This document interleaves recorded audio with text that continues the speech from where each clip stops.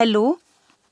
देखो प्यारे बच्चों, आज हम क्लास छठी की ज्ञान सागर बुक में से उसका पहला चैप्टर पढ़ेंगे, जो एक कविता है। उस कविता का नाम है साथी हाथ बढ़ाना। साथी हाथ बढ़ाना, एक अकेला थक जाएगा, मिलकर बोझ उठाना। साथी हाथ बढ़ाना। इस कविता में हमें समझाया गया है कि हमें एक साथ मिलकर सारे कार्य करने चाहिए। अगर हमारे में से एक अकेला अगर थक भी जाए तो हमें उसका साथ देना चाहिए और मिलजुल कर एक साथ कदम उठाना चाहिए। इसीलिए उसने सबको कहा कि साथी हाथ बढ़ाना। हम मेहनत वालों ने जब भी मिलकर कदम बढ़ाया, सागर ने रास्ता छोड़ा, पर्वत ने शीश झुकाया। अब यहाँ पर कवि बताना चाहता है कि हम जब भी मेहनत करने वाले एक साथ मिलकर कदम उठाते हैं, कोई भी कार्य मिलजुल कर करते हैं, तो हर व्यक्ति, हर प्रकृति उसका साथ देती है। जैसे सागर ने भी उनको रास्ता दे दिया, पर्वत भी झुक गया उनके आगे, क्योंकि वह सब क्या थे? मेहनत करने वाले थे। तो इसीलिए उन्होंने बताया कि हम सबको एक साथ मिलकर कदम बढ़ाना चाहिए, जिससे सागर हमें रास्ता देगा और पर्वत हमारे आगे शीश झुकाएगा। उन्होंने कहा, हम मेहनत वालों ने जब भी मिलकर कदम बढ़ाया, सागर ने रास्ता छोड़ा, पर्वत ने शीश झुकाया। फौला दी हैं सीने अपने, फौला दी हैं बाहें, हम चाहें तो चट्टानों में पैदा कर दे राहें।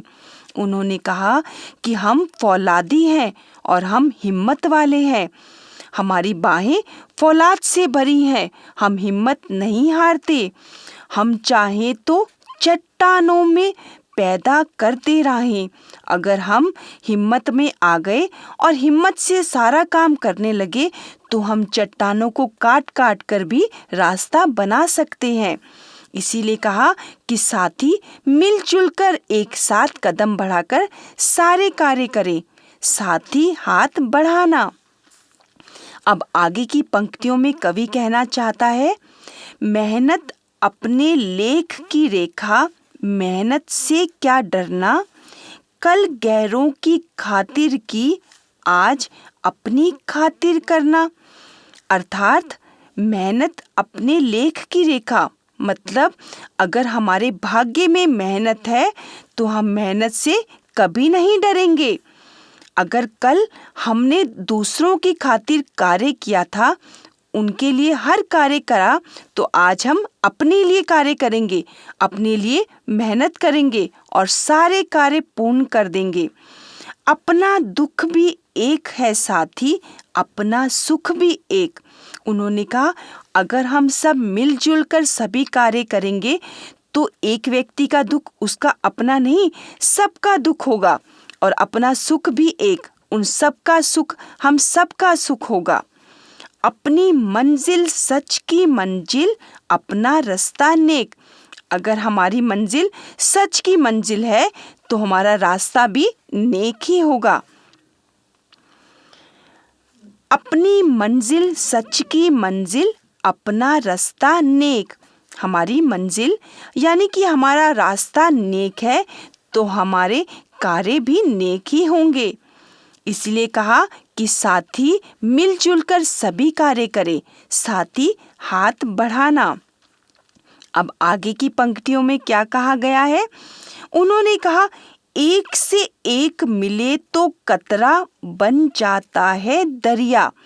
अब यहाँ पर ध्यान देने वाली बात है कि सारी जो कविता में सारा बताया गया है कि साथी हाथ बढ़ाना, इस पंक्ति में कहा एक से एक मिले तो, यानी कि जैसे एक एक बूंद मिलकर सागर बनता है, उन्होंने उसमें भी यही समझाया कि अगर हम उन्होंने हमें यही समझाना चाहा कि अगर हम सभी एक एक मिल जाएं तो हम दरिया बन सकते हैं, यानी कि एक एक बूंद मिलकर हम सागर बन सकते हैं। एक से एक मिले तो जर्रा बन जाता है सहरा।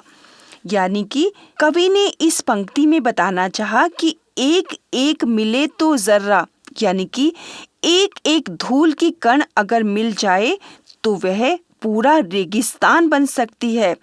यानी कि एक एक छोटा सा कण भी अगर मिल जाए तो पूरा रेगिस्तान बन सकता है। जर्रा मतलब छोटा सा कण और सहरा मतलब पूरा रेगिस्तान। अब आगे की पंक्तियों में कवि ने कहा, एक से एक मिले तो राई बन सकती है पर्वत। यानी कि चट्टान का एक एक कण मिलकर पूरा पर्वत बन जाता है। एक से एक मिले तो इंसान बस में कर ले किस्मत। अब सारी कविता का अंश यहीं पर है, यानी कि अगर हम सब मिलजुल कर कार्य करें तो हम बड़े से बड़ा कार्य भी आसानी से कर सकते हैं। इसीलिए कवि ने कहा कि साथी एक साथ मिलजुल कर कदम बढ़ाना, साथी हाथ बढ़ाना।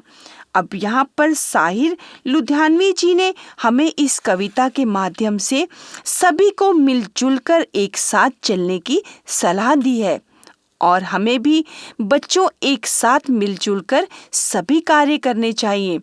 उससे हम उस कार्य को आसानी से और जल्दी कर सकते हैं।